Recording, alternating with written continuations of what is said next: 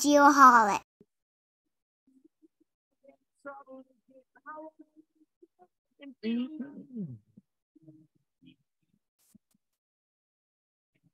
Hi, welcome back, Geoholics, episode 177. If you can believe that, 177, as producer Sean would say right about now.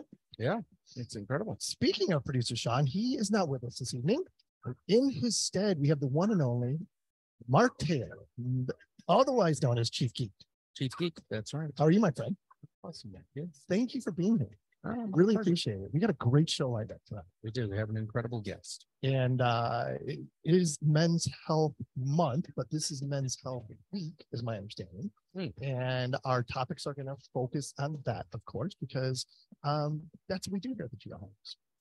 Awesome. Right? Yeah. We want to better male and female compatriot. Add value, make friends. Right? That's what we do. That's what we do. So anyways, thanks for being here. Appreciate it. Anything new with you? Oh, I just got better looking this morning. How did you do? Just waking up? Just waking up. You know, it's amazing. It's something I put out for a daily intention. So, plus, I have a great skin regime. Yeah. Thanks to my wife. Tell me about that. So you manifested being more beautiful, is what you're telling me.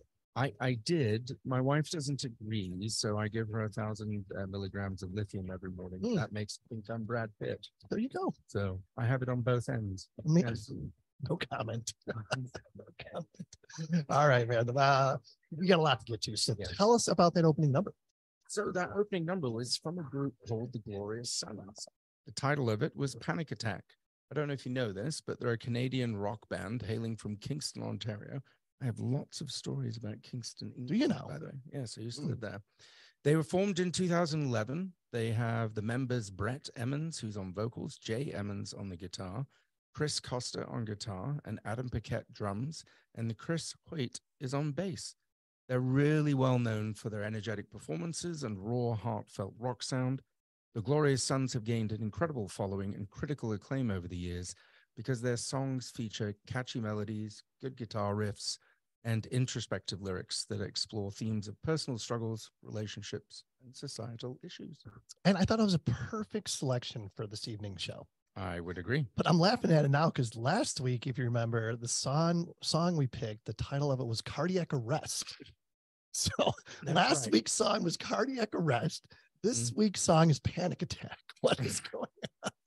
I think we're manifesting exactly. Coincidence? I don't know. I think it is. Yeah. Oh, man. But I have seen the Glorious Sons live before, actually. Yep. And I can tell you that they are one of the best live shows I've seen in a long time. Really? Really good. It was right before COVID. It was like the last show I saw before COVID. Was it because of the music and the stage presence, or was it because of the theatrics? Like when you go, not a whole lot of theatrics. It was a really small venue for them to play. It was a really small venue. It was a Crescent Ballroom downtown. You know, it's like 300 people, whatever. But just an amazing, amazing show. So highly recommend checking out the Glorious Sons for sure. We are, of course, in the Diamondback Land Surveying studio this week. Kudos to Trent Keenan, as always. And he is on cloud 9 right now because his Las Vegas Knights are, of course, the Stanley Cup champions. Oh my God, that's right. Yep. Trent's a season ticket holder, and of course, you know, posting pictures from the game when they won the cup and everything. I'm like, dude, you could have left like in the second period. It was like 8-1 at that point in time. But yeah, good for Las Vegas. Don't you wish you had those numbers when you curl? Which one? Which numbers? 8-1. No, yeah. But it happens once in a while. Really? Oh yeah. I mean, it's luck, especially at the level that we're at. It's curling. It's curling. Yeah. We're going to get our guests this evening to try curling for sure. I guarantee it. Again, she's going to love it. No doubt. Next up, the Airworks random trivia. Do you have something, Chief Geek? Oh, I have something amazing. Uh-oh. Where did surveying start? In the Bible. That's not a place or destination. Let's geographically narrow it down. Egypt. Actually, you're correct. But what's fascinating is that in Greece and Rome, surveyors were actually people held in high regard and esteem, unlike today. Well, depends where you live. Yes. I would say in the States, I would agree with you. But there are other parts of the world where surveyors are still held in pretty high regard. And I've had the privilege of meeting some of those on travels. Yeah, as sure they you should have. be. Yep. So do you know, Mm. as an additional bit of trivia, what their surveying tool was called?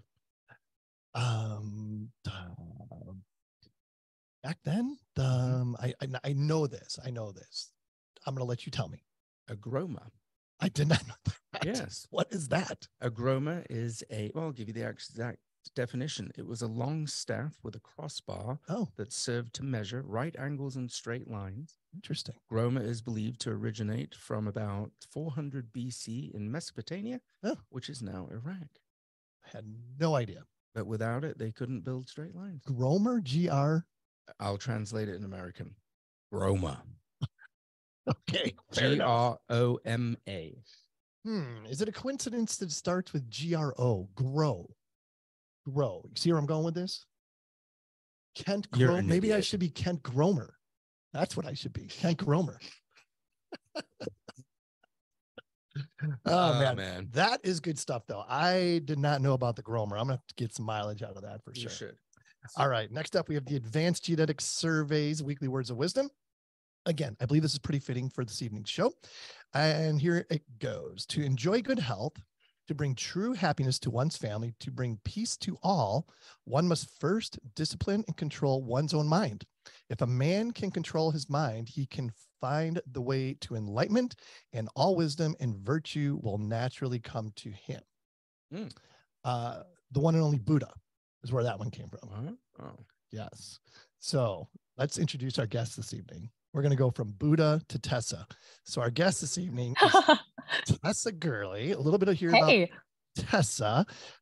Born and raised in the mountains of Colorado. Also spent some time in Texas and California. We're going to get to know more about that here in a second. She attended St. Mary's College for a bit, then graduated summa cum laude with a BA in art history from UC Colorado Springs. Hobbies include working out, photography, hanging with her boyfriend, poetry, and I know you think curling's a little out there, pole dancing. Her current job is the integrative medicine practitioner. Her passions are pretty simple. Everything she sets her mind to, she's passionate about. And that could be good or bad. Let's find out some more. What do you think? Yeah, let's do it. This sounds amazing. Tessa, welcome to Alcoholics. Thanks so much for being here. Hey, honestly, thank you so much for having me. What a chance meeting about like how we met. So cool. Yeah, we should talk about that real quick. I met Tessa out front of the Waste Management Open. Oh. Yeah. You guys were wanting to take a picture. That's right. It was me and Megan, my best friend John, that was in town, and his girlfriend. We're walking out, and of course we drunk. And there's Tessa standing next. And I had just lost my keys. And you're standing like in the event. Oh yeah. Oh my gosh. How funny. I was standing next to a pole. How apropos. Yeah, I was standing next to a pole. That's absolutely what I was doing. And then I was just like waiting for my keys. And then I saw you guys wanting to take a picture. And I'm like, hey, I'm into photography. Do you guys want a picture? Yeah. And then we just started talking about podcasts. And so I'm so happy to be here. Yeah. You never know where your next podcast guest is going to come from. No, 100%. Yeah. Quick icebreaker. Tessa. I love this one, especially when we have somebody on that's like you, that's lived a really interesting life. Two truths and a lie. Okay. Are you prepared for that one? I am. Let me think for just a second. Okay. Two truths. I have.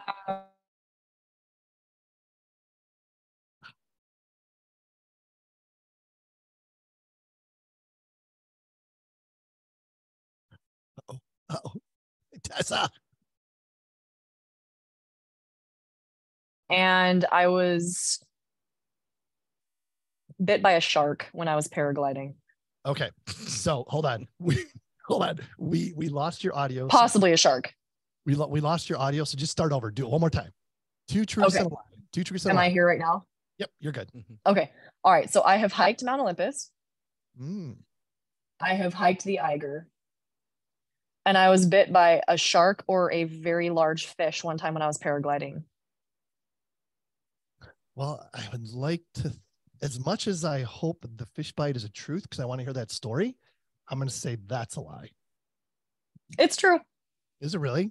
Absolutely true. It was very weird. I was paragliding in or parasailing in France, and I was up in the air, and the guy on the boat was like this young kid. Like, I don't even know how safe this was, honestly. Like, I don't really know. Like at this point, like, because he's like, hey, and he was saying this to me in French, and he's like, down, down, you want to go down, down? And I was like, sure. So he dropped me into the water, and something bit my leg. What the Like heck? legit bit my calf, and I came out of the water bleeding. Wow, that's A crazy. big bite, like a big bite on my calf. Wow. So which was the lie? Which mountain didn't you hike? The Eiger. The Eiger. Yeah. You act like you knew that was probably the case, Mark. Oh, yeah, the Eiger is beautiful. I've been in it, but I've never climbed it. Oh, wow. Mount Olympus, though. That's quite an accomplishment. It was amazing. It was really overwhelming, honestly, because I've studied the Greeks forever. And so like actually walking up Mount Olympus was really overwhelming. Wow. Yeah. That is really cool. And it was right after I got sober too. So like I had been sober for like maybe 45 days at that point. Wow. So I was just like getting my life back together and just like, oh my God, I am on Mount Olympus. Like this is so cool. So like everything came together at that very moment. Yeah. Yeah. It was really neat. And I was with my brother, and he and I shared sobriety. Like he got sober before me. And so it was kind of like very cathartic. Sure. Super cool. Yeah. Well, very cool. So you grew up in the mountains of Colorado. I did. Where about? Colorado Springs, wasn't it? Yes. Smack dab at the foot of Pikes Peak, which is 14,000 feet. Yeah. Okay. In Colorado, we have an affectionate saying, and we say, don't trust anyone under 14,000 feet, because we have like 14ers. Yeah. So speaking of geoholics, right, and geography, like it's a fascinating area because, and it's also, honestly, I feel like growing up in such harsh conditions, like actually toughened me up. There's particular herbs called adaptogens, which I'll actually get into later on in this episode, because I think that they're going to be really helpful for your listeners. And essentially they're smart herbs, and they grow in like really awful conditions, and they become really, really strong, so that when they go into your body, they actually can modulate your body. Like if you need more cortisol, they'll increase your cortisol. If you need less, they'll decrease it, and they just do it. I call them smart herbs. And so growing up in Colorado was really interesting because of like being outdoors a lot, and like actually like coming face to face with like bears and mountain lions, and like quite literally, like bears will throw your trash can at your walls of your house in the winter. You have to strap your dumpsters down, and you'll wake up in the middle of the night and it sounds like a bomb is going off, and it's a bear literally holding a trash can, throwing it at your window. Wow. Yeah. And so it's just a totally different way to grow up. But made you tough, though, right? Made you a tough person. 100%. Yeah. Yeah. Yeah. And also, I think being in Colorado was great because I actually grew up in a really, really hippie town. Like I'm talking about like people actually live in trees, like in this city. It's called Manitou Springs, Colorado. Oh, Manitou Springs. So it's small. Mm-hmm. Yeah, it's small. Garden of the Gods is actually a major like a major landmark there. And it really influenced me, obviously, because I was introduced to herbs and alternative medicine very early on. My mom was a little like total hippie doctor. Like she was not a doctor, but she was like Miss Nature and herbs, and like almost to the point where there were some times where I was like, I really need like legit medical attention. And she's like, let's just do these herbs, and I'm like, but Mom, like I'm bleeding from like my eyeballs, and she's like, maybe we can try this herb. And I'm like, I don't know if that's like good right now, so like it really did influence how I am now. And also I was very blessed with my educational upbringing. I attended schools that were technically boarding schools, but I was a commuter. And what was it? What that did was it exposed me to a lot of different cultures and like different beliefs. And I was very blessed to do a lot of experiential education. They were really big in like taking us into the wilderness and literally saying like, y'all have fun, figure it out, Yeah, there was a whole thing that we did in 8th grade called Walkabout. where they took us and they said it was like the big kind of like culmination. It's taken from the Aborigines, and what they do with their like the, you know, coming of age. And they basically just told us as 8th graders, they're like, we're going to these locations. Y'all are planning everything. So like we had 2 weeks to plan the whole trip, shop for everything, set up tents, you know, like survive in the wilderness for 2 weeks. We did this death march in like a hot sun hike in the middle of Utah in the middle of the sun. It was intense. Sounds like a hands event that we had at the fraternity when I was in college. Where did you go to school? Southern Illinois University. Gotcha. How about you? How about you? Where'd you go? Me? Yeah. I went to boarding school. So explain to me, one of you, I remember when I was a kid, like me and my brother were bad, you know, whatever. We got, my mom would always say, we're going to send you to boarding school. So I always thought that's like where the bad kids went. Is that true? Not really. No? It's, does the education system and the intensity of it help straighten out, we'll call them woke, wayward youths to be woke, right? Yep. But if you think about it, for example, my daily schedule was very simple. I would get up at 6, get a shower or a bath, whatever was available. I'd have to have breakfast by done and dusted by 7. We were in for prayer and you know, God Save the Queen. Class started at 8.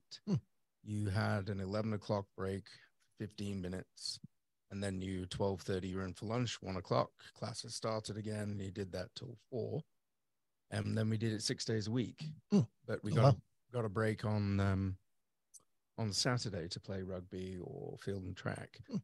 The punishment that was doled out was pivotal to why I'm now a driver as a human being. I have a driver mentality, because you start your French class off, and as soon as you speak English, because you don't know French, they kick you out.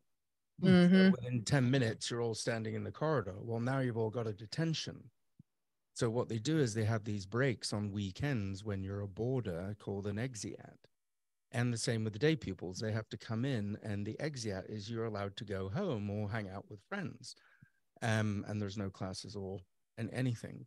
But as soon as you have enough detentions, you lose that entire exeat. So you pretty much know to shut up. You don't know what to say. You don't say it. Don't say it.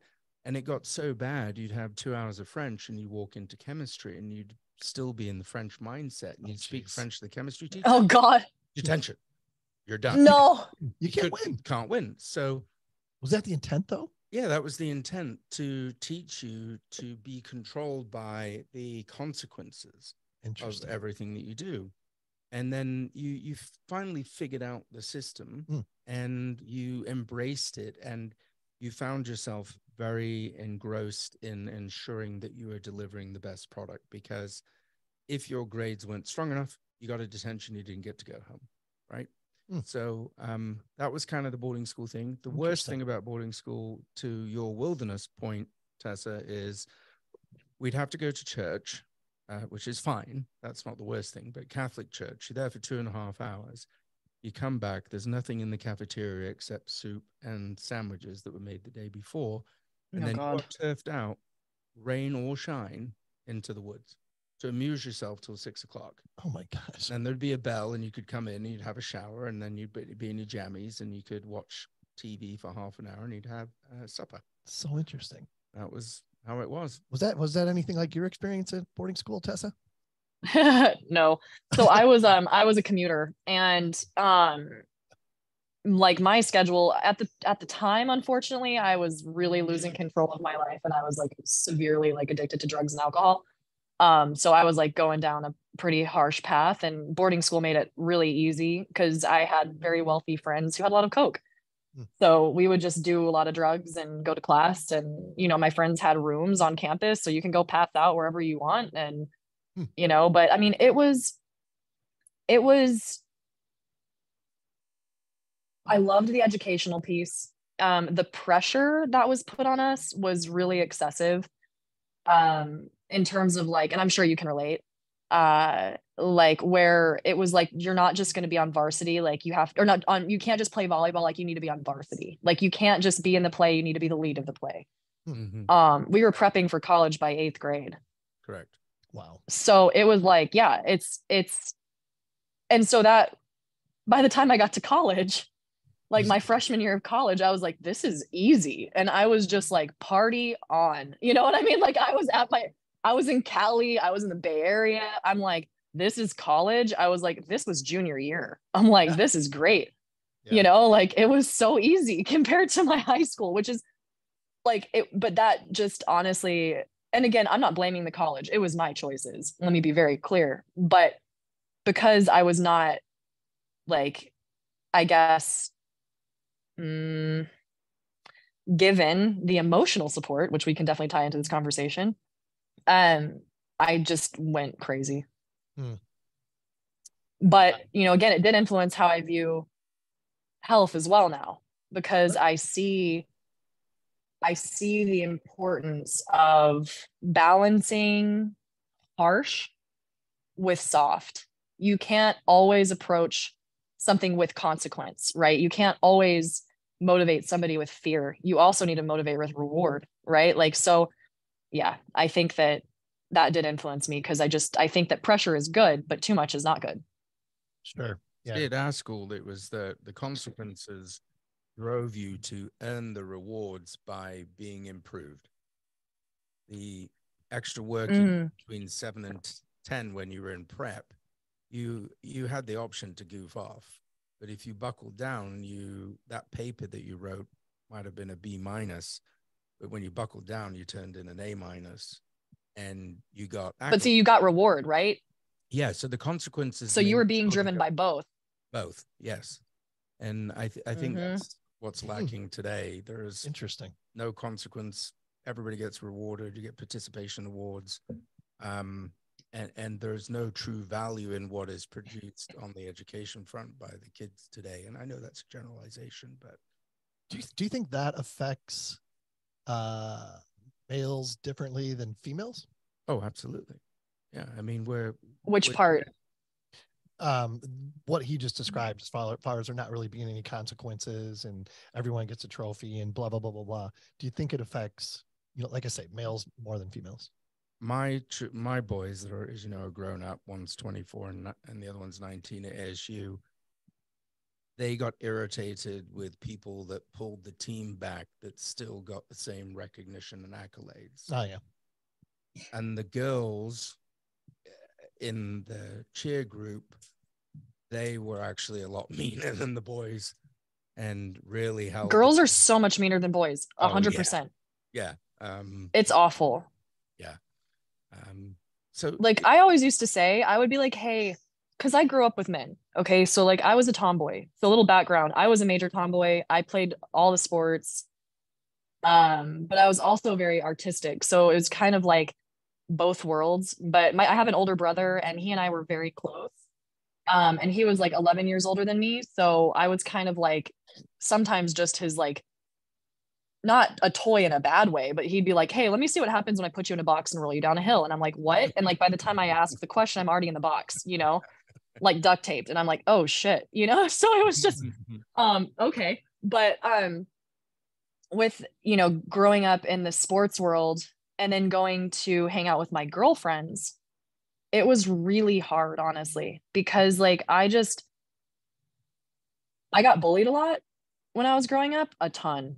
Particularly by one girl who I will not mention, but I did come to find out later that her name backwards said "Aw Satan," which was, you know, I was like, oh my God, her name backwards is "Aw Satan." And I'm like, it's real. Like she's the devil, you know? And I was like, no, I'm kidding. But like, really, like she was really bad and pretty relentless. And unfortunately, when you're in the private school world, like you have a class of like maybe 60 people. And so you're seeing each other from 4th grade until senior year. Sure. So like I couldn't escape her, you know? No choice. And for me, I was always like, can we just like handle things kind of like guys do? Like, can we just go out back and like slap each other a couple times, like get mad and then like move on? Like instead of this incessant rumors and stealing my boyfriends that I like, and like, you know, stealing the guys that I like and stealing the girls like that I'm friends with, you know, she did all kinds of stuff. And,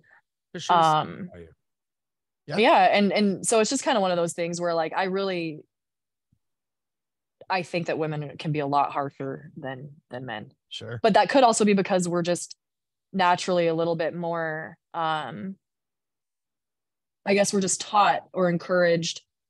We're just more emotional, right? And so it's kind of like, yeah, anyway. So you're currently a integrative medical practitioner, correct? Yes, integrative medicine practitioner is the technical term, yes. Medicine practitioner. And I'm sure we probably touched on here just a little bit already, but explain a little bit of what that means.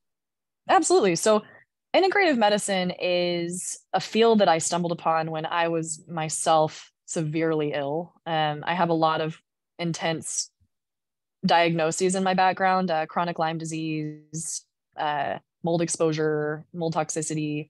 I have a couple genetic SNPs, which I'm actually going to talk about later. So I'll go ahead and break it down. SNP stands for single nucleotide polyamerase, or polypeptide, sorry. And basically it's just a genetic SNP. So we call it a SNP. And it's just a mutation that can cause some issues.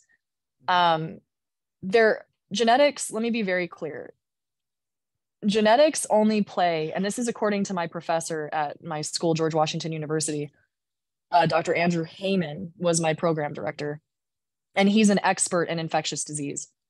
Like one of the world's leading experts designed my program. I couldn't have been more blessed, honestly. And it was funny because it's exactly what I was dealing with at the time. And I had studied this man's work, and then I was enrolled in his classes, which was like, blew my mind.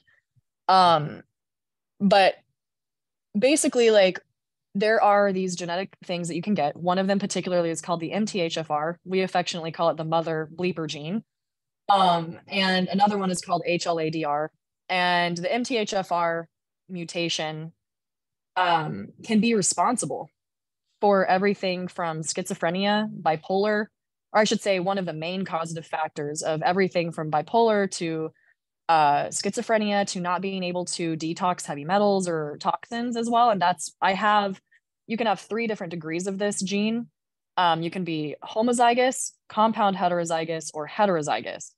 And the heterozygous people it's like, yeah, they have like maybe like a little bit of a decreased capacity to detox toxins and all of those things that it's responsible for, genetic replication, I should say. But then I'm compound heterozygous. So I'm at like the second worst. Homozygous is like, that's not good.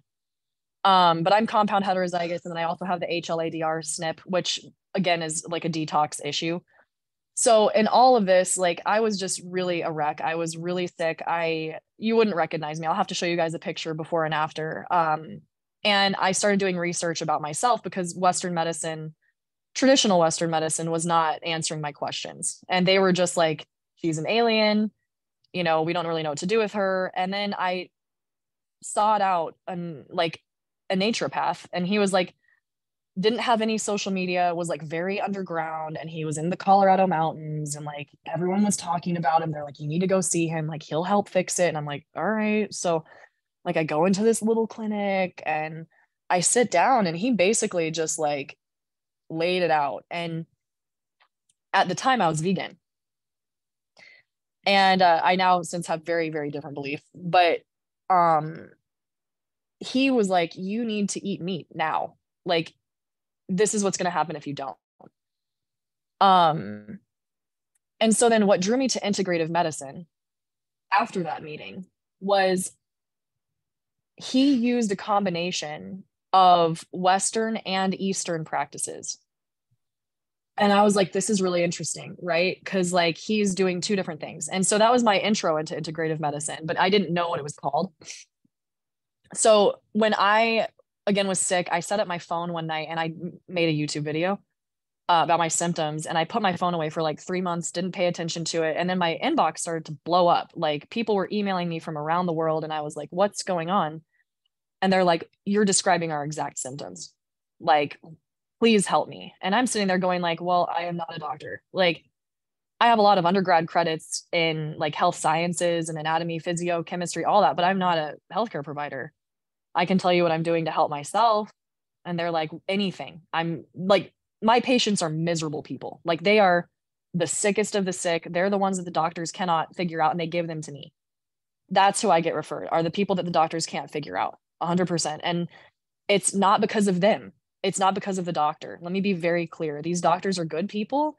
they just don't know the tests. And that's where integrative medicine comes in. Is it was a group of doctors who were like, hey, like, honestly, we're legitimately not helping our patients. We're just throwing a bunch of pharmaceuticals at them, and then we're giving them pharmaceuticals to cure the side effects from the pharmaceuticals. Yep. And then more pharmaceuticals to cure the side effects from all those pharmaceuticals. And then by the time they walk into the office, they have 18 to 30 bottles. Mm-hmm. And they are still getting fat. Like, I'm talking about morbidly fat. I'm not talking about like demeaning. I'm talking about like their bodies are inflamed. Mm-hmm. And it's because of the drugs, right? And so I went searching for a master's track. So I was like, what should I get my degree in? Because I don't want to just be fully holistic, because I think that there is a time and place for Western drugs, right? Like, I really do. I don't think it's the only answer. And then I found integrative medicine. And then it was like just God, like, guiding me. And it was like, here's the program. It's at George Washington University in Washington, D.C., very reputable school, headed by the Andrew Heyman, who is my program, like, who is this guy who I've like been studying. And so immediately I told my dad, I was like, I got to do this. And my dad is my hero. I love my father. He's taught me a lot about masculinity. And he paid for my education. So it's one of the biggest gifts he gave me. And that, with the integrative medicine degree, he's like, I'm in it, you know? So that's what unfortunately, COVID interrupted my degree progress. And so I just graduated in May, but I only have one class left. So it was, yeah. So that's integrative medicine. And it really, in my experience, is what it healed me. So awesome. What percentage of this type treatment, you mentioned that you were vegan when you were going through, Yep. It sounds like you were vegan when you were at your worst. Is that an accurate statement? Yeah. Okay. Absolutely. And then you said that, you've changed your opinion about that. What percentage 100% does include or revolve around diet, nutrition? Number one.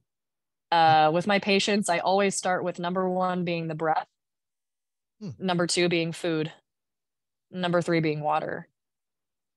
And then I bring in supplements. I aim to get my patients off of supplements.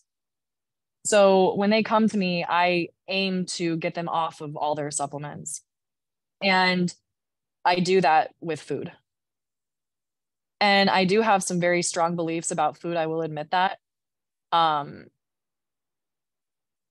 It's not rooted in ideology. It's not rooted in a place of bias. It's rooted in a place of science. It's rooted in a place of what quantum biology is actually proving to be true at the electron level.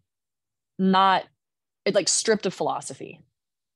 So, yeah, I always assess my patients' diets first. Mm-hmm.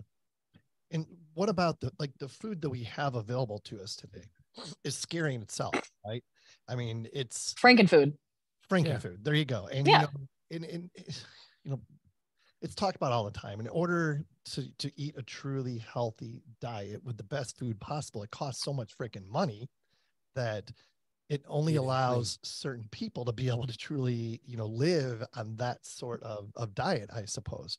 And it's not right. I mean, convenience is another thing, I mean, I run through McDonald's probably once every other week, probably just because it's convenient or I'm craving it or something. Right. Knowing damn well it's horrible for me.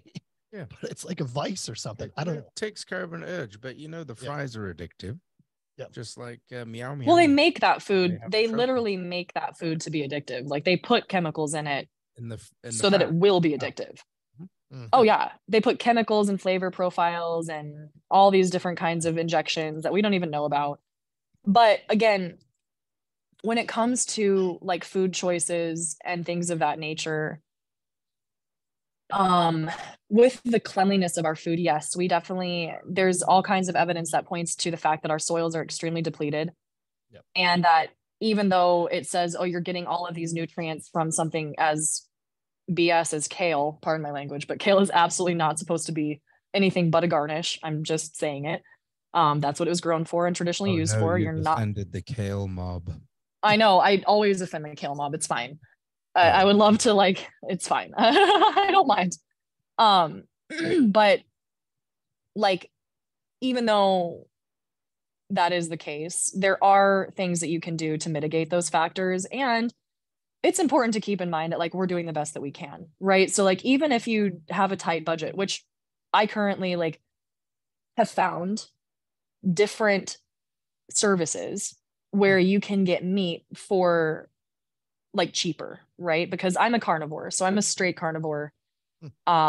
It's what absolutely was hands down, I would say, one of the most, if not the most pivotal healing things for my body and what I see in my patients. But I'm so sorry, I totally forgot where I was going with that. The food. Oh yeah. But we also have to get caught up in the fact that, like, you can't be perfect all the time. Yeah. Right. I think one of the biggest So like, we can do as best as we can, but I would prefer somebody to be on a carnivorous diet than eating a bunch of vegetables, to be straight up. And I can explain why I have that theory if you guys would be interested. But I do believe that corn-fed beef from a feedlot is better than a diet full of vegetables. Yeah. What were you gonna say, Mark? I was going to say, I mean, correct me if I'm wrong here, Tessa, but if you take the Native Americans, yes, they had bison and grains, yes, and they yes, went through that that was their only diet. And now they have chronic diabetes, they're chronically overweight, they can't help it because they were never genetically disposed to create the enzyme that allows them to break sugar down. So there's a summation of everything that you've talked about. Look at us, the Romo Greeks. They had a different diet, but they had breads and flours as they grew up, and we've changed over time. But it's still, look at all the inflammatory response people have with gluten now. Because it's overprocessed. How did that come about? That I'm not sure. Tessa can speak to it, but I do know there's companies out there that tell you that they process the bread 8 times so that the gluten is broken down and that you can eat it. Tessa's scrunching her face up like I'm talking out my arse, but as opposed to the standard bread that's processed once, mixed once, and then it's higher gluten than the other way. But the gluten thing, like, unless I'm like, I don't remember gluten being an issue when I was a kid. No, I was actually just listening to a podcast earlier because I am a big time nerd. So I'm always listening to podcasts and researching. And I was preparing for this podcast, and I actually came across a talk about with a heart surgeon, because everyone's number one concern with the carnivore diet is like, oh my God, my LDL cholesterol. And then I can get in a lot of trouble by saying, like, let's not pay attention to just that. But it's true. And so in this interview, they actually mentioned a study that was just done, and I'd have to find it. So this may not be 100% like, sorry, verbatim, but this is what happened. They took people, and it was a controlled study, and they put them into like a party atmosphere. Like they were like at a dinner party, and they gave them food that they said had gluten, right? But it didn't. And like a lot of them broke out in hives.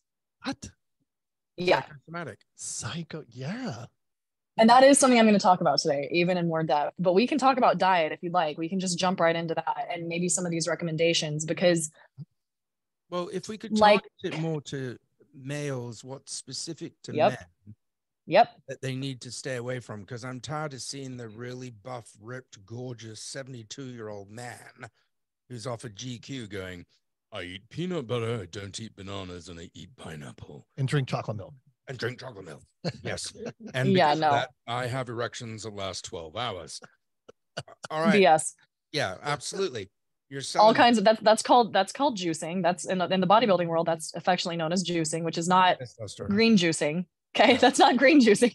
It's 3 mLs 3 times a week. Yep, exactly. Yeah.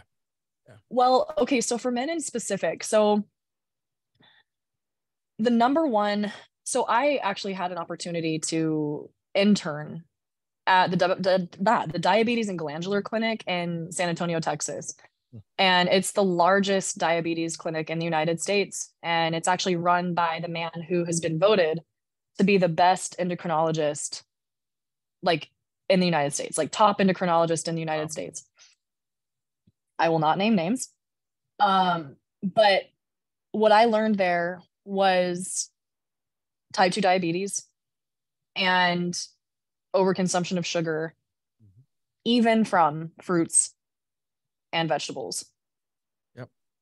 Even from fruits and vegetables. High glycemic index is very detrimental to a man's testosterone and hormonal profile.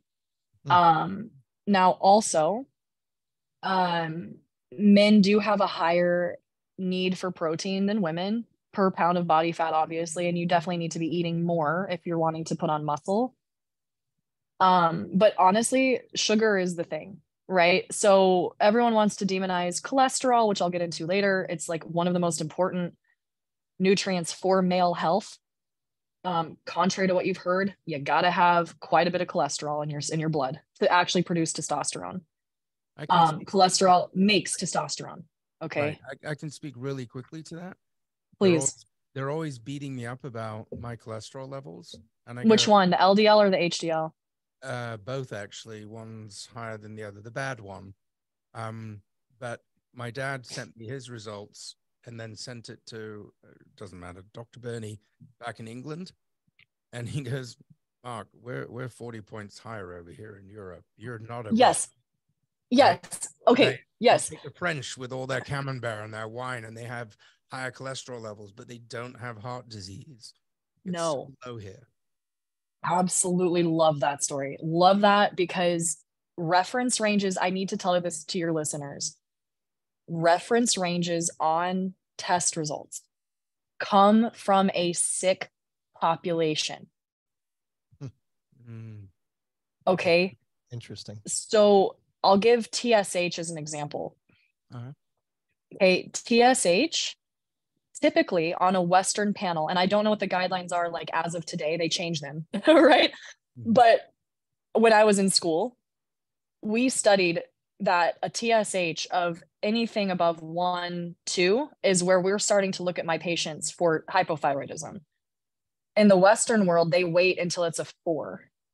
Yeah, that's crazy. Because the drug companies have the ability to sell drugs earlier and absolutely. Yeah, it's a absolutely.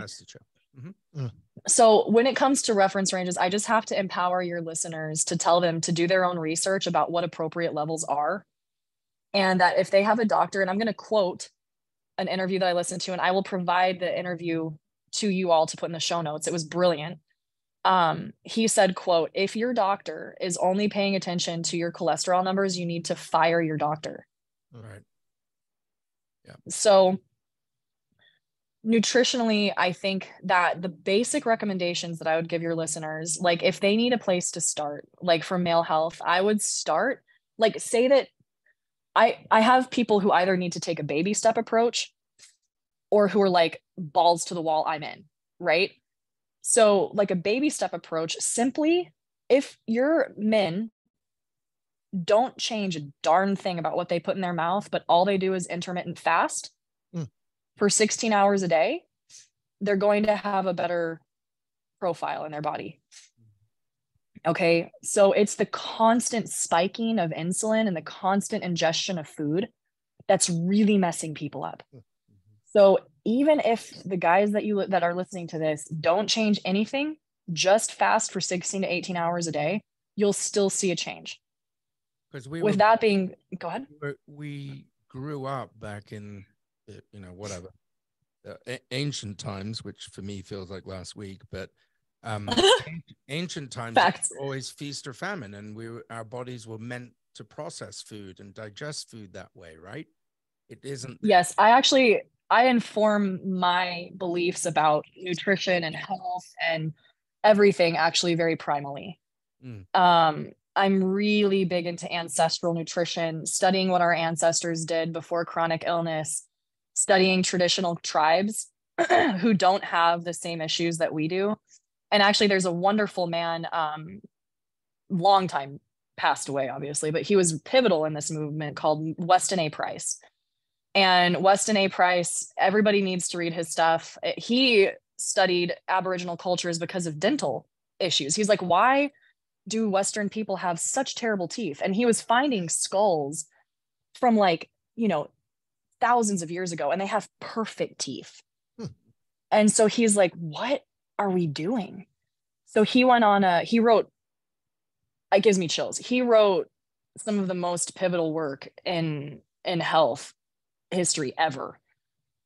And he was informed by Aboriginal tribes, particularly like the Maori, the Inuit, and all of them have in common, like these cultures that he particularly studied, they're all on a very low carbohydrate diet, if no carbs at all. So the Maori, for example, they subsist mainly on meat and blood from cows.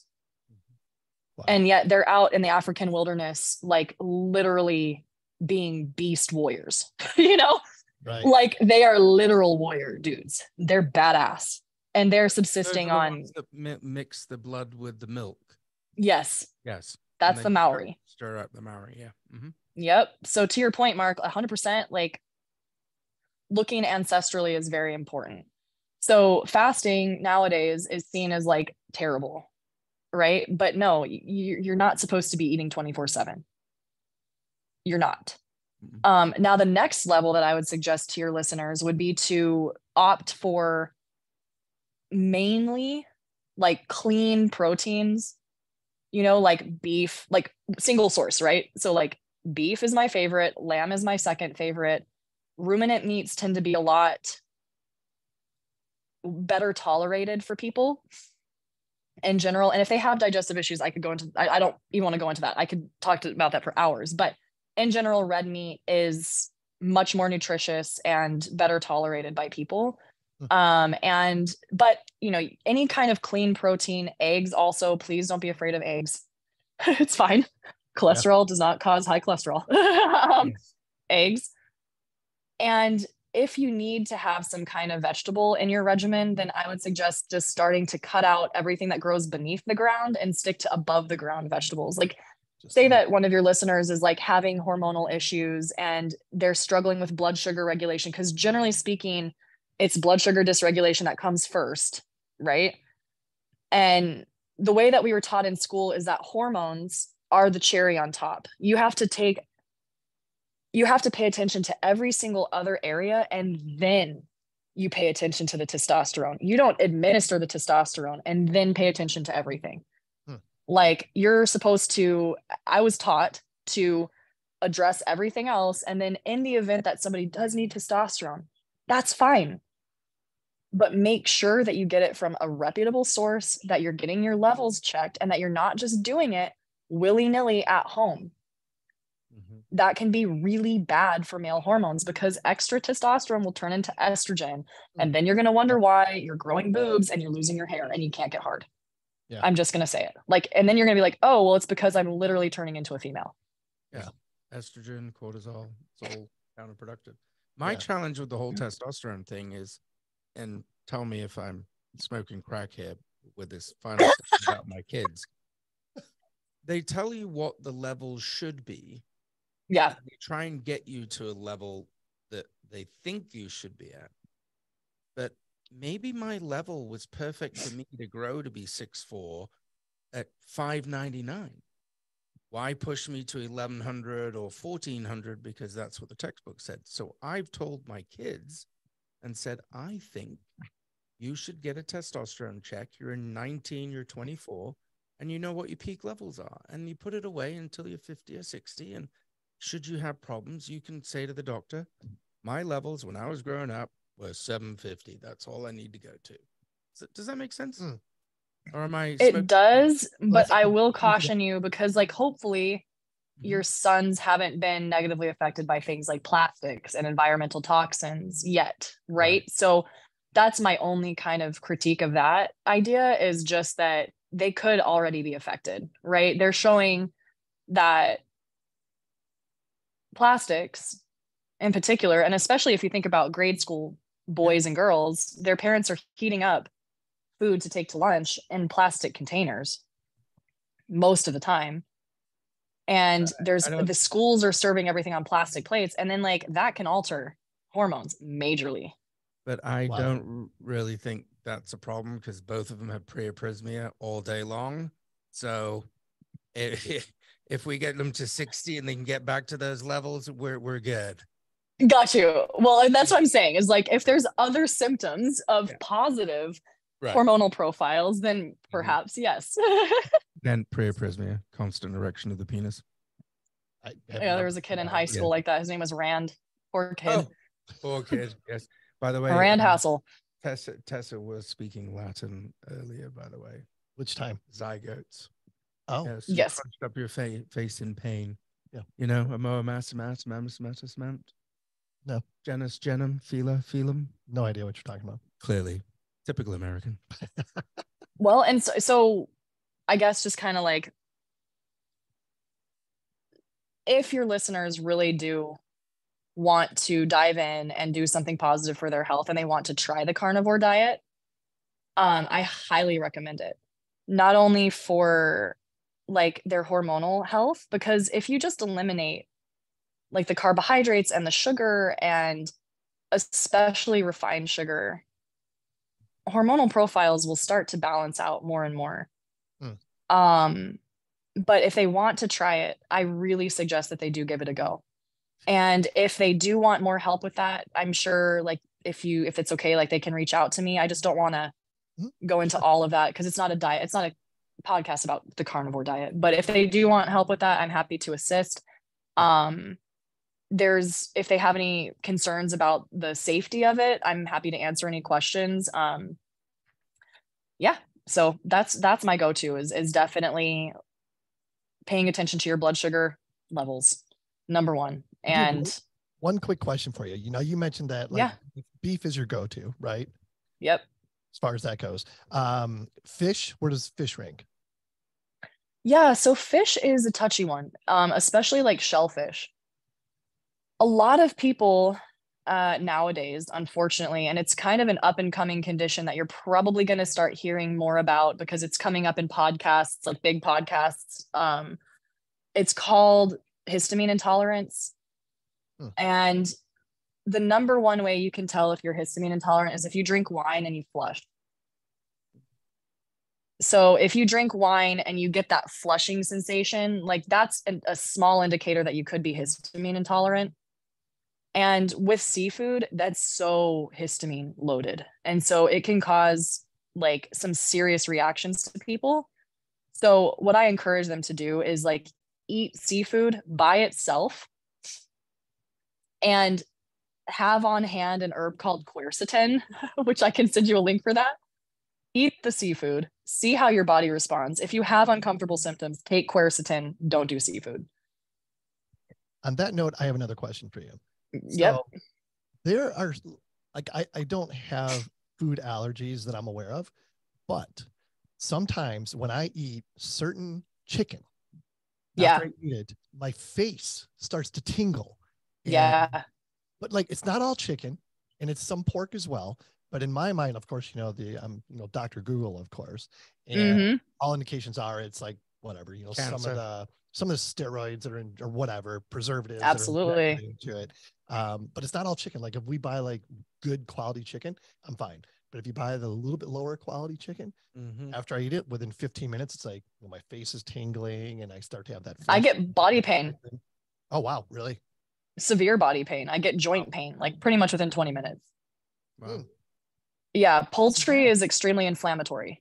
So typical poultry, and this is why you probably react to the typical poultry different than good quality, is the omega-3 to omega-6. This is a guess, by the way. I don't have a study to back this up, but my guess and what is being talked about in the community about poultry is that it's higher omega-6 to omega-3 ratio than grass-fed beef. And omega-6s are inflammatory fats and omega-3s are anti-inflammatory. And if you have a higher proportion of omega-6 to 3, it's going to be an inflammatory type food.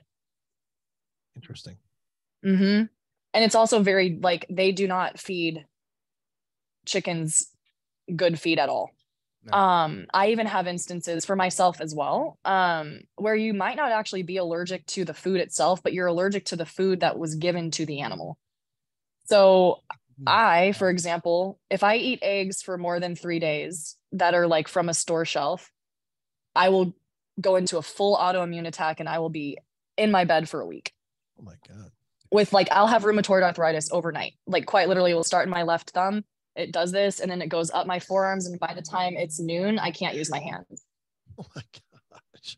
Yeah, it's awful. Yeah. And that happened to me not too long ago in September. And I had gone on like this egg binge. And then I was like really not okay for like a week. I woke up with my eyes swollen shut. It was terrible.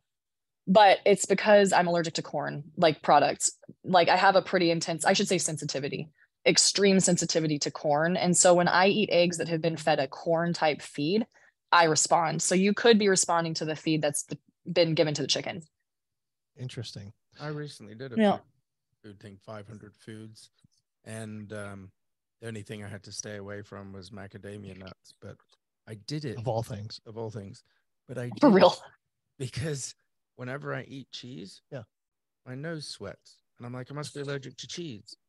And I'm like, this is weird. And it feels cold and then sweaty and pinly. And then it goes away. And I'm like, I've got to be allergic. So let me find out what I'm allergic to. And then all these foods came up and there were tiny little blips. But I'm like, no. And what really pissed me off was all the food I told my wife that I was allergic to for 14 years. Yeah. That's why I wouldn't eat it, like spinach. It was disproven. Yes, it was disproven. I'm like, shit. She's like, no, you're not. She's like, you're not allergic to this. I have the result. You're eating kale, damn it. Kale and asparagus. No. Yes. Yuck. Plant toxins are a big deal, actually. Yeah, that backfired. Where does this tie into mental health as well? Absolutely. So I cannot emphasize enough the importance of men paying attention to their emotional health. And I don't just mean mental health, I do mean emotional health. Because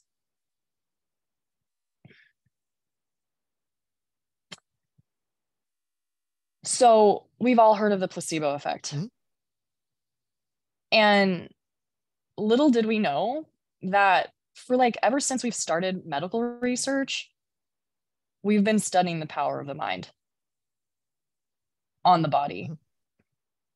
We've been studying the power of emotions on the physical manifestation of symptoms. And there was a really good book that I stumbled across early on by Lissa Rankin, and it's called Mind Over Medicine. And she was this gynecologist who started to realize that like her patients would get better when she would recommend like emotional therapies versus physical ones. And I currently have a patient that I'm working with right now, and I came across a new diagnosis via a colleague of mine, Dr. Grove Higgins out of Colorado. He's a man that I interned with years ago, and he's just a great friend, incredible chiropractor. And he introduced me to something called tension myositis, which it was a diagnosis developed by Dr. John Sarno, who has since passed. But essentially what John Sarno, and this is so cool, it's giving me chills. So John Sarno was noticing that his patients that had chronic back pain, it was emotional. And he came to this realization by recognizing that he could give x-rays to like 50 patients, and all of them would have abnormalities in their lumbar spine and low back and sacrum and SI joint. All of them would have abnormalities, but only some of them would have chronic pain. So he's like, why are there, like, all of them have physical abnormalities, but like 10 of them literally can't function because they have such bad pain. What's going on?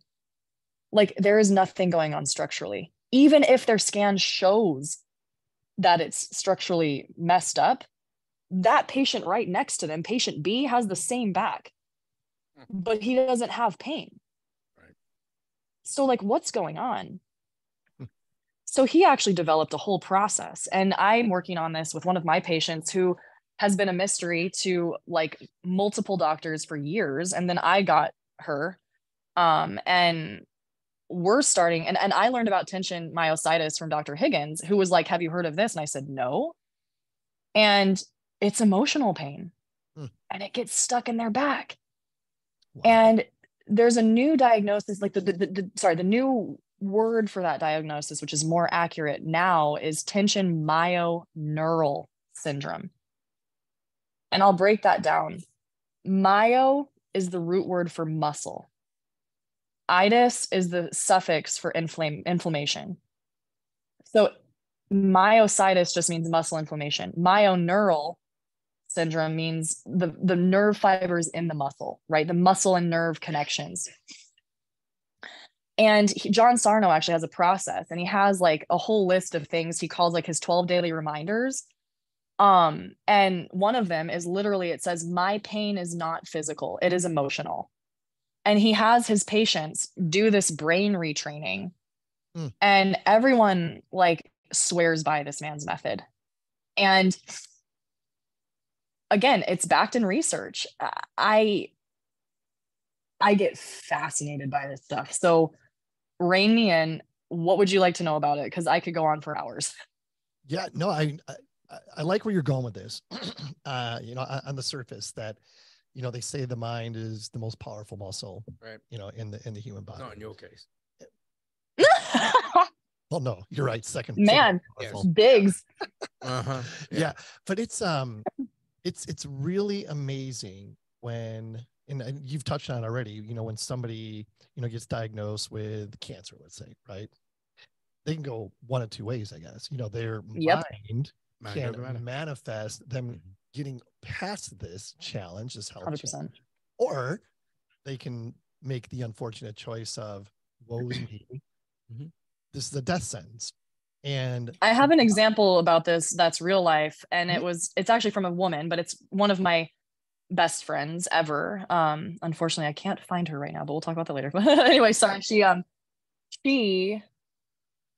Her mother died of breast cancer, and her aunt died of breast cancer.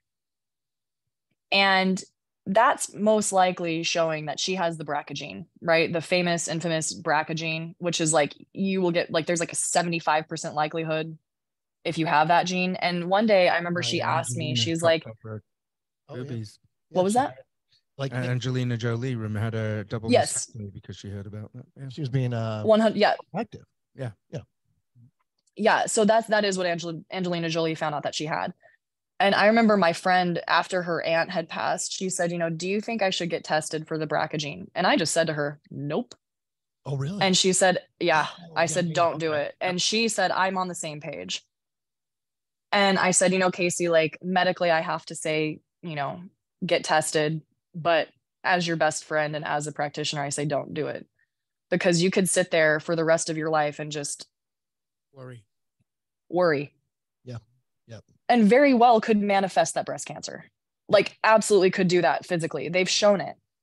So when it comes to men's emotional health, I do want to be very sensitive to the fact that like some guys don't really want to tap into their emotions. Okay. Like it's hard. And my boyfriend can attest to this.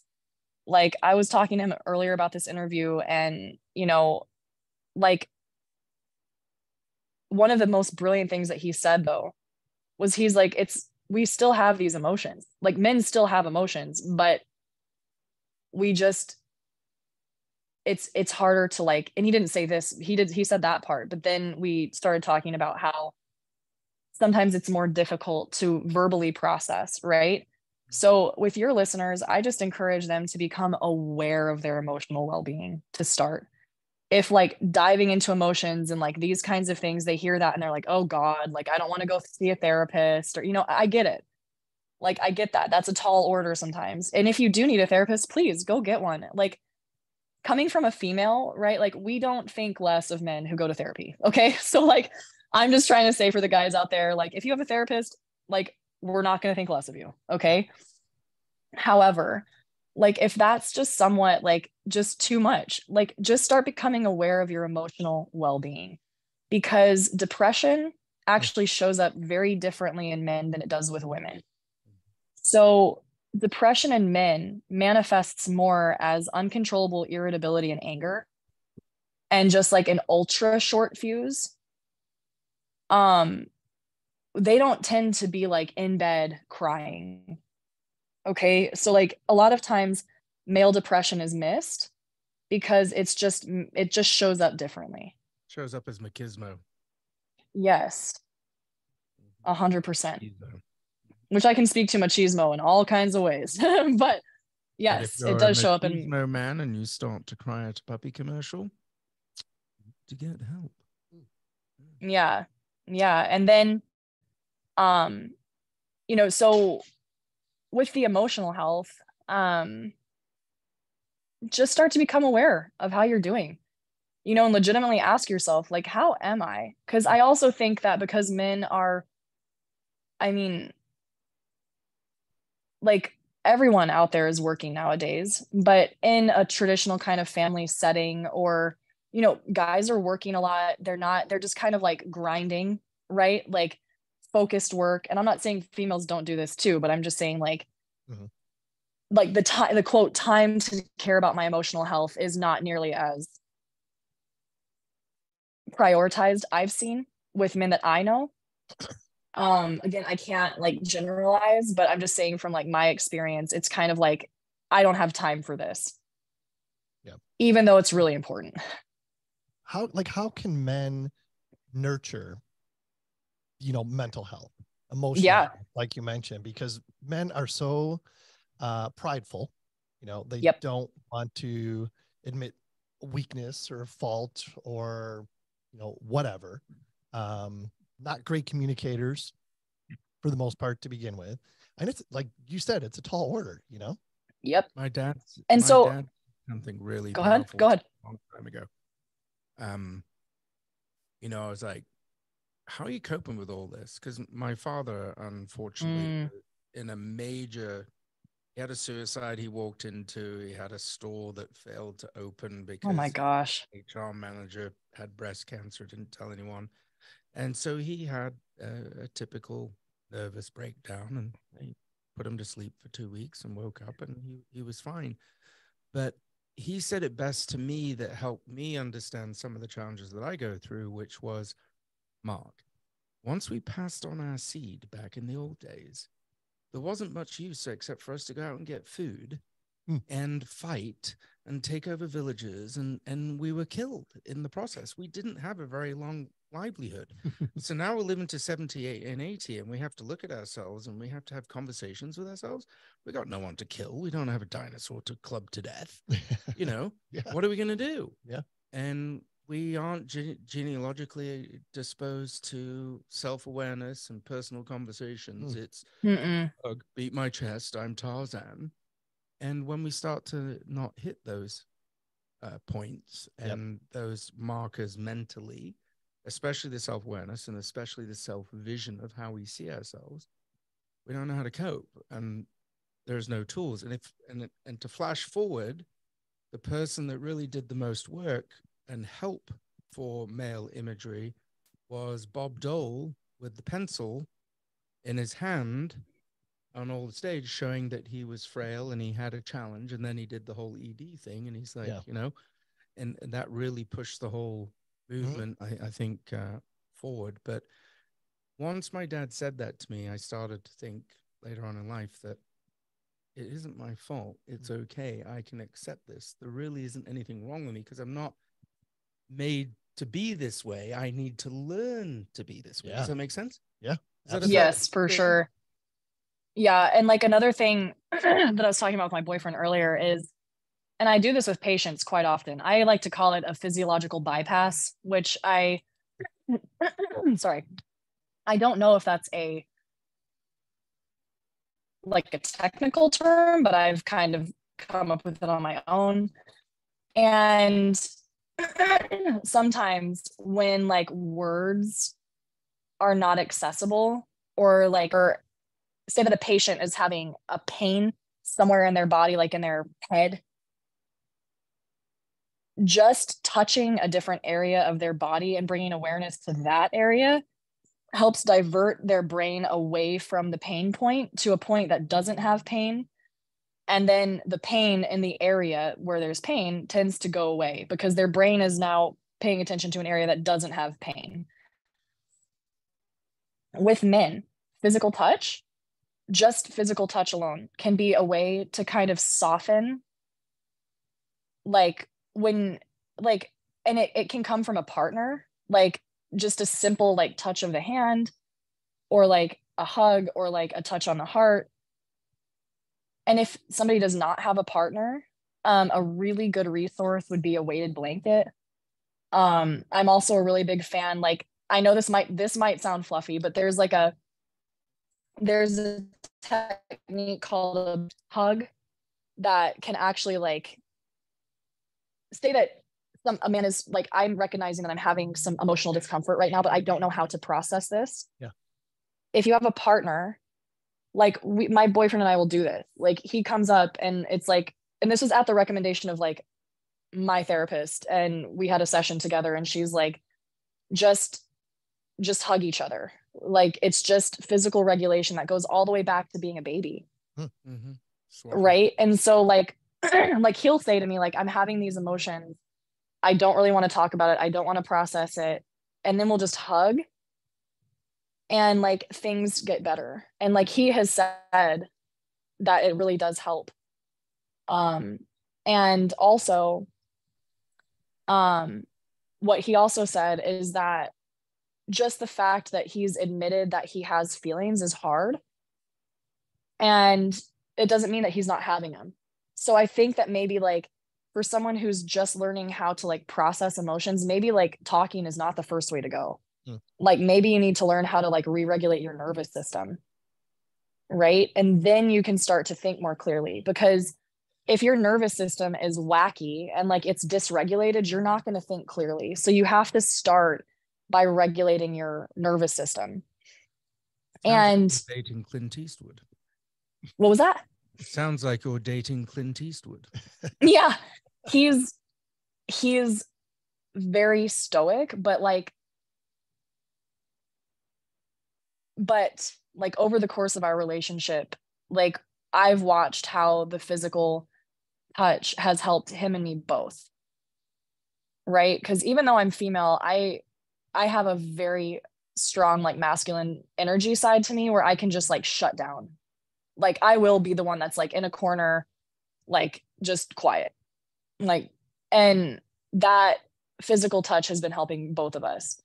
Some other ways that men, like say that they're recognizing that they're emotionally dysregulated. Maybe they're feeling really irritable at their wife or the dog or traffic. Buteyko breathing. So we always have our breath, right? Like no matter where you are, you don't have to like get your breath. It's there. And there's a particular method called Buteyko breathing that I really, really like. I can provide a link for your listeners, but it's basically, it's not deep breathing. It's contrary to that. It's breathing through your nose, which calms the nervous system anyway. And we're supposed to breathe through our nose, by the way, not your mouth. Your nose was meant for breathing. Your mouth was meant for eating. That's a Chinese proverb. Like, so it's gentle breaths, and the emphasis is on holding the breath out for as long as you can. Because when you hold the breath out, you actually increase CO2 in your bloodstream. And CO2 has an anxiety relieving effect. So initially, when your body gets exposed to higher levels of CO2, you're going to feel more anxious, but then it's going to create a deep calm. And that's just because you're doing something called creating a CO2 tolerance, okay? So just simply like say that somebody's feeling emotionally dysregulated. They're like, I'm aware that I'm having emotions right now and I don't really know how to process them. 5 minutes, go to the bathroom, go to your car. I do this all the time. Like, and you just do the Buteyko breathing, slow, small breaths through your nose, which again, I'll give you a video so that if people want to reference it, they can know the exact technique. That's awesome. Yeah. And so you just do that and you will change the chemicals and the neurotransmitters flowing through your body very fast. And then you'll be able to think and process. Does that method that you're describing, is that applicable to someone who's having dealing with anxiety or having a panic attack? Absolutely. that type thing. For It sure. sounds like it'd be a really good, potential solution for situations like that. Oh God. Okay. I'll give you a real life example for your listeners. I'm sure a lot of men that are listening to this give presentations. Mm-hmm. Right. And like, just simply doing Buteyko breathing for like 5 to 10 minutes before that presentation will help. Right. And like, if you're in the moment, and I do this myself because like I have a very high propensity toward anxiety, like that's where I go. I'm more of like the anxious person. Like that's, yeah. So if I'm starting to feel anxious in the moment and I recognize, okay, I'm starting to have anxiety, I'm in a social situation, it's starting to vignette, you know what I mean? Like things are starting to close in around me. Yep. I'll just be like, hey, just a second, I'm going to go to the bathroom. And then I just go to the bathroom. I personally put like a hand of mine on my chest, because this actually is from an institute called Heart Math. Putting your hand on your chest is a technique from an institute called the Heart Math Institute. Very cool research institute, but they show that just putting your hands on your heart and just letting yourself like breathe into your heart and your head, which I know sounds again kind of hippie, it'll actually sync the brain waves to the heart waves, and you'll become what's called more coherent.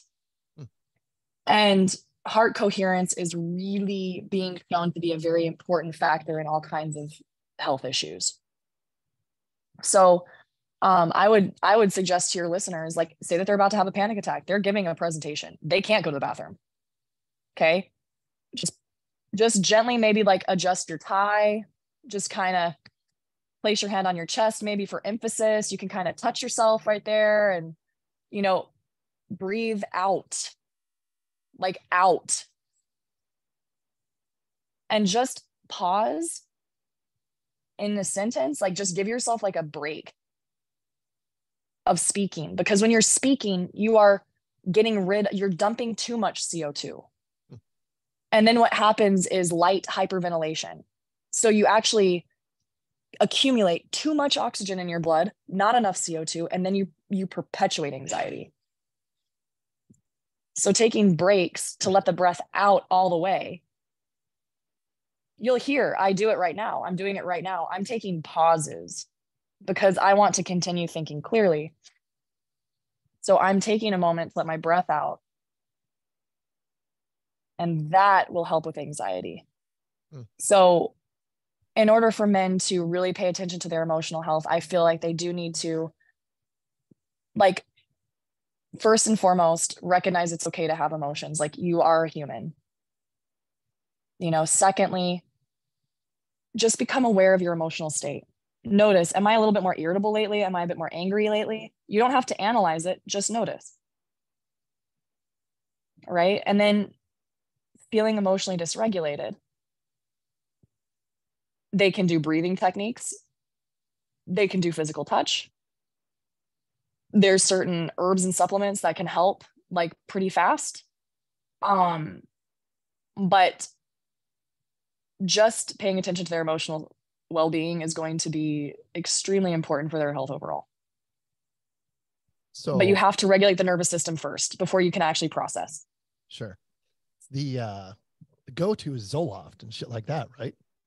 Yep. Yeah. I thought you just took a hit of Mary Jane. Well, there's that too, right? Yeah. Which is honestly like actually fine, but like I'm actually a big fan of the cannabinoids. I love the cannabinoids. I think they're great. So that's where I feel like the mental health piece comes in. But I would like to touch on dopamine if we could. Yeah, please do. Okay, so speaking of like mental health, what I have seen is a severe increase in apathy and lack of motivation going on in the male population. And I've seen that with friends. I've seen that with patients. I've heard that from friends. I've heard that from patients.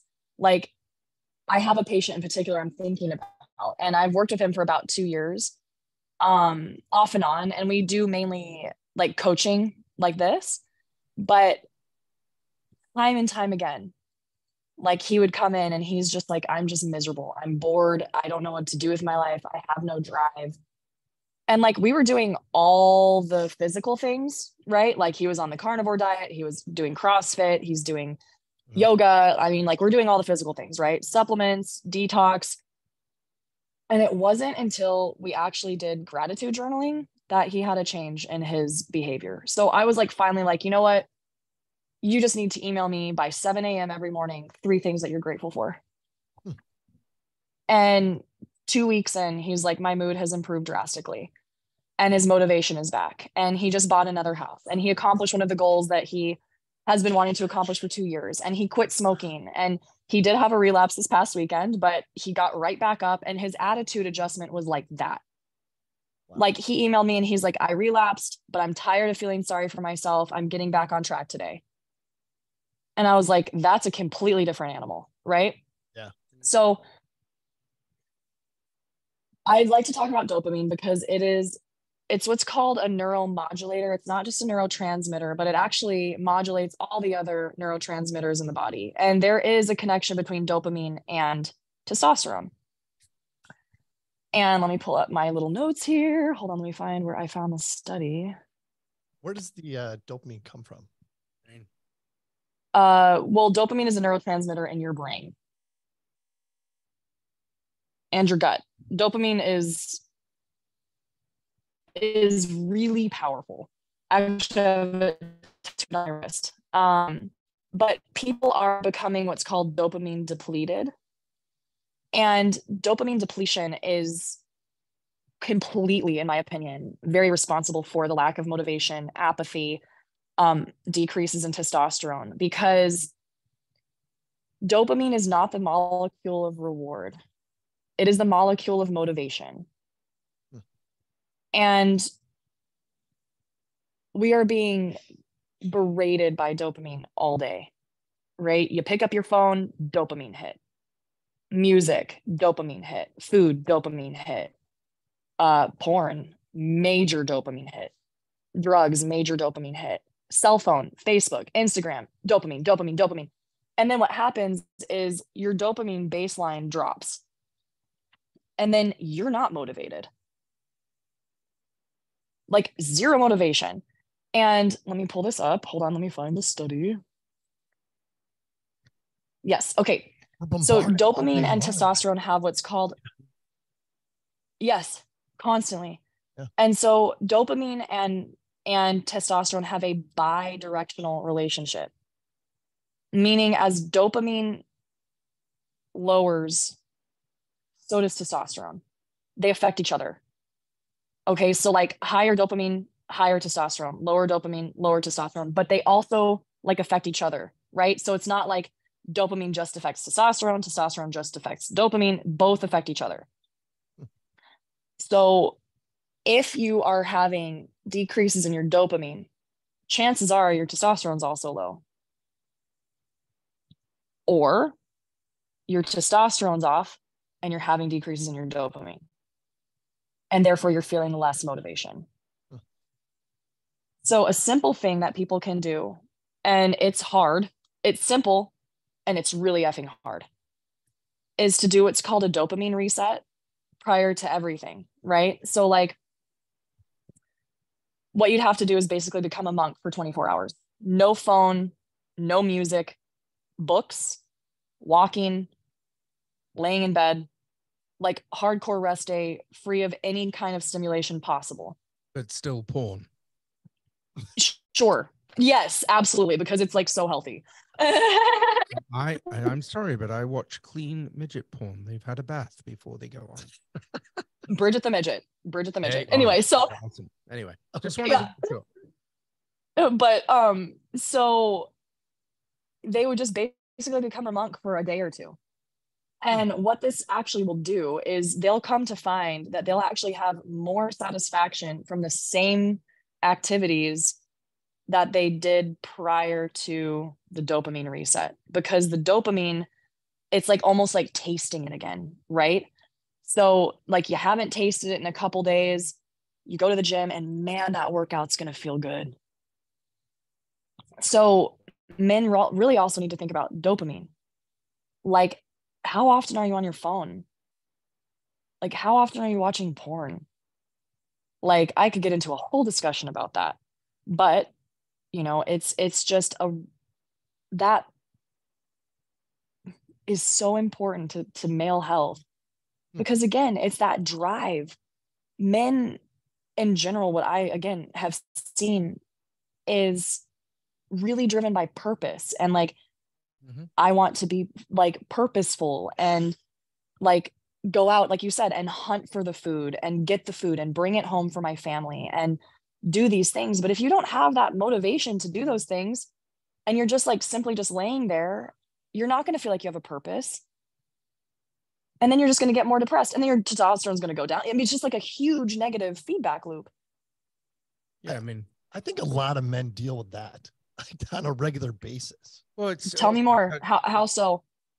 It's also touching on the biggest frailty of communication in good relationships, because guys are, again, I use this phrase all the time, genetically disposed to fixing. Yeah. Yes. Women need us to shut up and listen.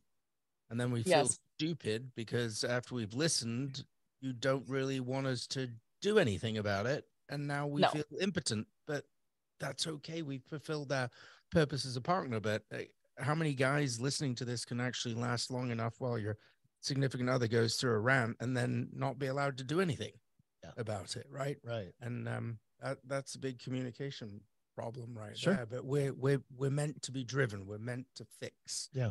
Right. Yes. And I do feel like having a lack of purpose is really critical. I worked with teenagers who were starting to get in trouble for drug addiction years ago. And it was through a nonprofit in Colorado. And the young people in general, both men and women, were severely apathetic. And I used to tell the counselors, I was like, hey, honestly, I can deal with depression and anxiety a heck of a lot better than I can deal with apathy. Yeah. Because by the time you've gotten to apathy, it's real tough to start getting you to care again. Right. And so, but apathy can be a sign of low dopamine. You don't care. Right. But that can also be dopamine. Right. And so like, I have to think about these things all like in conjunction. It's like, well, it's chicken and egg, and we'll never really know, what the origin was. But I saw such a severe lack of purpose. And nowadays, I think it's very important for men to find a purpose. Right? Even if just get a shot in our butt of dopamine. No, you want to produce dopamine as much as possible. I suggest people altering their hormones endogenously, so inside the body, as much as possible, versus exogenously, which is external to the body. Of course, there is always a time and place for exogenous hormones, but I think just doing a dopamine reset, doing some purpose work, honestly, coming to even, okay, so there's a Greek concept that I love, and people know of agape, but they don't ever talk about arete. Arete is like how Athens became as great as it was. So arete means excellence. This is how I live my life. And I adopted this a long time ago. It's like, whatever you do, be an excellent one. And that's kind of what I meant by, like, on both the positive and negative sides, I've been very passionate about things, right? So I was a very passionate alcoholic, and I was also a very passionate sober person, right? So like, I'm not encouraging people to pursue negative things as their purpose. What I'm trying to say is that when you find a purpose and you combine it with this like arete excellence thing, even like Jordan Peterson talks about this a lot, even just getting up and going to work at Subway becomes meaningful. Doing the dishes becomes meaningful because you're doing it right. Yes, exactly. Yep. It's excellence, right? And I feel like if men can start to say, like, find this purpose, it's just going to be a positive. They're going to start feeling better about themselves, which will help increase dopamine. It'll help increase testosterone. It'll help with emotional health. See, everything is just connected. So you mentioned the dopamine, like reset. Yes. I mean, like you said, that's something that we can do. It's not easy, right? No. But are there some other things, maybe baby steps that we can take that Yes. will, kind of accomplish the same thing, but in smaller steps or smaller dosages, whatever? Absolutely. Number one, I would say, is pay attention to how often you're on your phone. Mm-hmm. So I've noticed in myself that the longer I go without looking at my phone, the less anxious I am. So I would suggest something called chunking to your viewers, which is kind of playing off of Tim Ferriss a little bit, which is where, and it's been a lifesaver for me in terms of like productivity. And it's basically saying like, this is what traditional chunking is. I'm going to check my email 3 times a day. Right. Not every time an email comes in. I'm just going to check it at 8, at noon, and at 5. And I do that with my patients. I tell them I'm only checking my email twice a day. Because if I'm constantly on my email, I'm dopamine, right? So if your male listeners, guilty as charged. You're going to find that the less time you spend on your phone, the clearer you think, the more motivation you have. And again, I'll give a personal example. I know I'm not a man, but this is what happened. I was addicted to TikTok, hardcore. And I know a lot of people are addicted to TikTok and Instagram Reels and Instagram and all these things. Well, I got really, really sick back in September and like seriously ill. And I couldn't use my phone for like 4 days. So no TikTok. And I had been having some trouble sleeping at night, like just thoughts, right? Obviously slept like a baby when I was super sick. Was it because I was sick? I don't know. Was it because I didn't have my phone? I don't know. What I do know is that the first night I picked up my phone and I opened up TikTok for maybe 30 minutes, I was up all night long. Like I could not relax. And I'm like, dang. So I started researching it more deeply and just started to find out how dangerous these things actually are to our dopamine levels. So I would suggest if guys cannot give up that, like I just straight up gave up TikTok. I don't even log on anymore. Like I'll open it every now and then. I have like 800 notifications. I'm just like, whatever. I just close it. If they can't give it up, just start with like, I'm only going to check it once a day. Right. And like for porn, same thing. I had a boyfriend like years ago who was hardcore addicted to porn and I watched him lose his hair. Right. Like he literally lost his hair and like it was, and he was 23. Crazy. Yeah, his testosterone levels got down to a 1. You still have a full head of hair. I'm shocked. I know. His testosterone levels got down to a 190. Oh my gosh.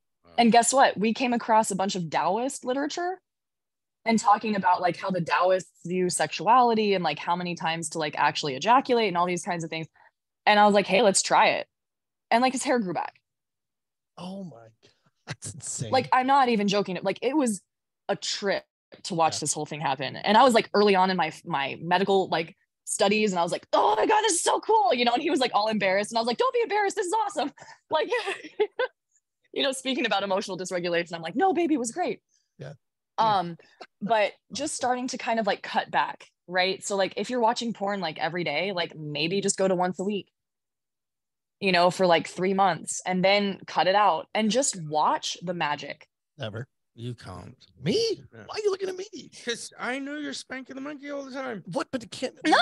But if you watch porn that much, I mean, I don't know this from experience, but whatever. I have to assume that at some point you become like desensitized, right? They do. Unfortunately, that is what happens. And then like, I went through this process with my ex, right? Like real time.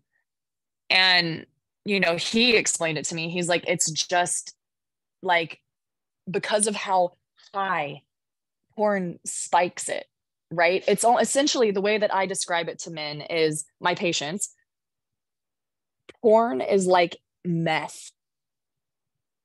A real woman is like a cigarette. But much more. Is like a piece of chocolate. It's a small dopamine hit compared to that meth. And so then they get into like a real relationship and they go, oh, wow, I am not nearly as excited. Yeah. Wow. Very strange. Don't understand it. One thing I want to make sure we talk about. Yeah, fascinating. But on that point, I did want to say just one thing. I was just going to say one thing about the emotional health that I did want to say to the women out there to help their men is on a woman's side. Like if you are like, if you're in a partnership or like just as like, and people in general, I should say, like women and men all across the board, we all really need to actually, I feel, learn how to receive tough information from somebody. Because that moment when somebody opens up to you, like say that you're a man, you're effing terrified at like opening up to your partner or whoever you're with about how you feel, and then they don't respond super great, like that's going to kind of shut you down a little bit. Yeah. You know, and so, yeah. So I think that it's very important for all of us, especially like women in a, you know, male female relationship, to really acknowledge that it is difficult for men to process verbally and to meet them there. And to also like put aside our desire to verbally process all the time and maybe just go to physical touch sometimes. Right? Like, because women are verbal processors, myself very much in particular. And that just sometimes doesn't work for my boyfriend at all. And so I have to just like take a back seat and be like, you know what? Like, we can talk about this later. I've had to learn like when is a good time to bring something up, not because I'm scared of his reaction, but because I'm sensitive to the fact that it's kind of new, you know, and not because I'm scared. It's just, I just feel like it's kind of new. So I just try to be, I'm just trying to like allow, I'm trying to create an environment where it's not scary. Right. So I do think it's really important for like partners in like male female relationships and whatever kind of relationship you're in, to that end, to learn how to hold space.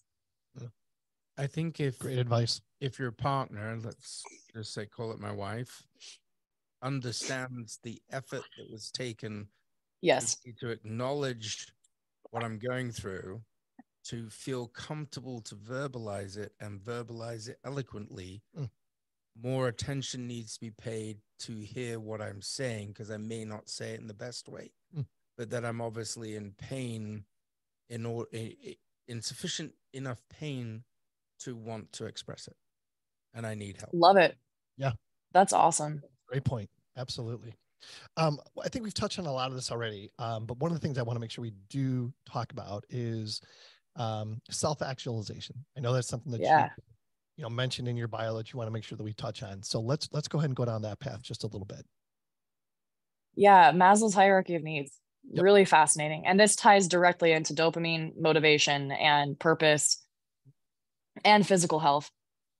What about pole dancing? So pole dancing is like the best. We have guys in our class too. Like there's really? Yeah. There's actually a world-renowned, like he's incredible. Shout out to Forrest. He's he practices at our studio and he's amazing. Like, and he's all over he's all over his social media. He's got like blue and purple hair. He's phenomenal. Like he's super strong. I have to believe he probably doesn't have your physique. No, he's very. Yeah. Thanks. Forrest is shredded. He's like, all of us are like Forrest, and like he can just hold things like so much better than us. Anyway, whatever. But when it comes to self-actualization, like Maslow's hierarchy of needs, hopefully your viewers know this, but if not, then, and I'm so sorry if I'm sounding redundant to people who do know, but basically there are 7 layers to Maslow's hierarchy of needs. And it starts with like the basics, like food, shelter, water, right? Yep. And then it goes all the way up to self-actualization. Now, in his theory, you cannot really attain self-actualization until you have established these other layers, right? So like you can't really think about self-actualization if you can, but it makes it a lot harder to actualize if you don't have water. Like if you're out in the desert, like searching for water, maybe you'll have a very spiritual experience and have some self-actualization, and you can turn that experience into something.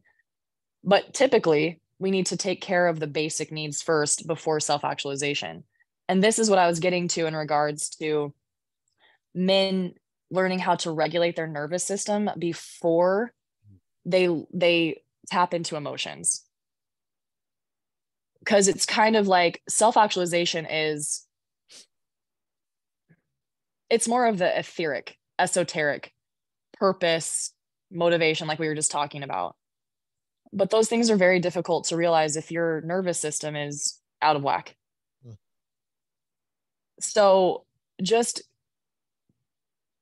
like culminating all of what we just talked about over the past like half hour, maybe, for your male listeners overall and their health, I would suggest a diet that's low in sugar, if no sugar at all. Do the techniques that we talked about in terms of like intermittent fasting, nutrition, breathing, water, all those basic needs. Again, like Maslow's hierarchy of needs, basic needs. Start to become aware of your emotional health. You don't have to dive too deep into that water just yet, but just become aware of it with the techniques that we've talked about. Find a purpose, right? Like find a purpose, even if it's simply, today I'm going to go to work, and instead of cursing the entire way there, I'm going to put on some classical music. I'm going to think about where I want to, like, how I want to help my customers today. You know, just changing that perspective to something of purpose. Like, how can I be of service today to my customers? Like, that can just change your experience of the whole day in an instant. Wow. And then on the nerdy bit side, that's going to alter dopamine. That's going to alter testosterone. You're going to have a better hormonal profile. You can't separate the physical from the mental, emotional, psychological, spiritual. It's not possible. So yeah, it's all interconnected. Yep. No question. Wicked web. Yeah. Gosh, I know there's so much more we could talk about, but I also feel like we touched on a lot. This has been awesome. Yeah. For sure. I hope that this was super fun. I really enjoyed it. You had some amazing questions. I'm leaving this conversation with a lot to think about. That's for sure. And you now know. Yay. Yes. And I'm sure our listeners are going to be the exact same way. No doubt. Yeah. Well, thank you. Oh God. No, go ahead. You go. I was just going to say thank you so much for having me on this. It was really fun to prep for, and y'all were really good hosts, and really thank you. Yeah, we'll have you back for sure. Would love that. And if boyfriend is very lucky. He is. Aw, no he's an amazing man. He's an amazing man. I'm extremely blessed to have him in my life. So yeah, and the fact that you guys take the time to understand each other at so many different levels, I mean, that's huge. Well, the way that I describe it to him, and I'll kind of put this out there too, is like most relationships do not end because of a big thing. It's like little tiny cuts. It's like the Chinese death of 1,000 cuts, right? And so it's like all the little tiny cuts accumulate, and then 30 years later, you find yourself miserable and still upset because of the dishes, you know? And it's like, oh, he never cared.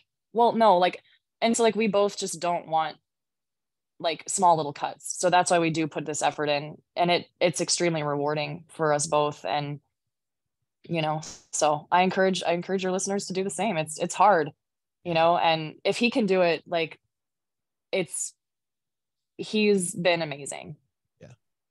Yeah. Sounds like it. Yeah. That's awesome. So we have one question that we ask all of our guests. So I want to make sure that we get it out there to you as well. I'm looking forward to your answer here. Do you have a mantra that you live by? Oh yeah. Easy. Discipline creates freedom. So I feel very strongly that when you discipline yourself, like for example, with pole dancing, like I discipline myself. I'm in the studio 2 times a week. Sometimes I've been missing Saturdays, but I'm getting back on track with 2 times a week. And I practice and I do the stupid little drills that like, you know, all the ones that are like quote easy for me now, I still do them. I discipline myself because I'm so disciplined, I have the freedom to do crazy things. Right. But it took the discipline in order for me to gain that freedom. So when it comes to things with health, yes, it may take discipline to change your diet. It may take discipline to tell your partner, hey, I'm having an emotion right now and I'm uncomfortable. Can you hug me? Right? Like, just start there. And like, just by having the discipline to do that, you'll gain freedom, right? Because then you're not going to have these chronic illnesses. Anxiety is going to be down. You can think more clearly.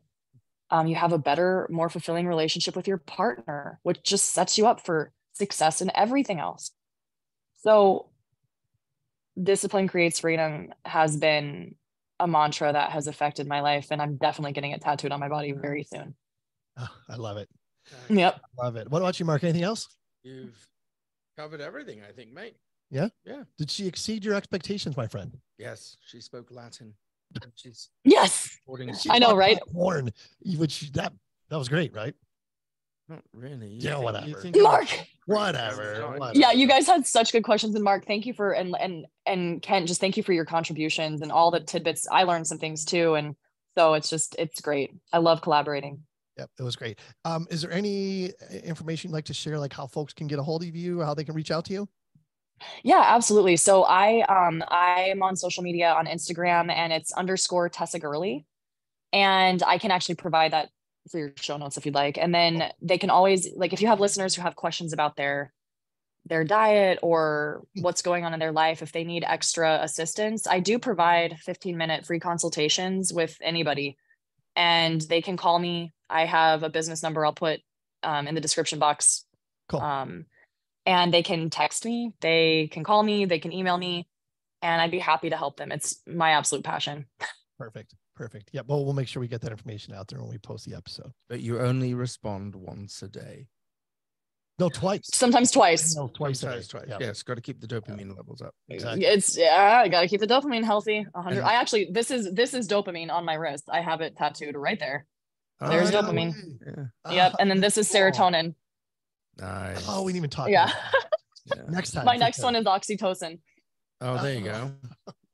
So a tip for the tip for anybody listening is to remember that it is called an inbox for a reason. If it was meant to be emptied every single night, it would be called an empty box.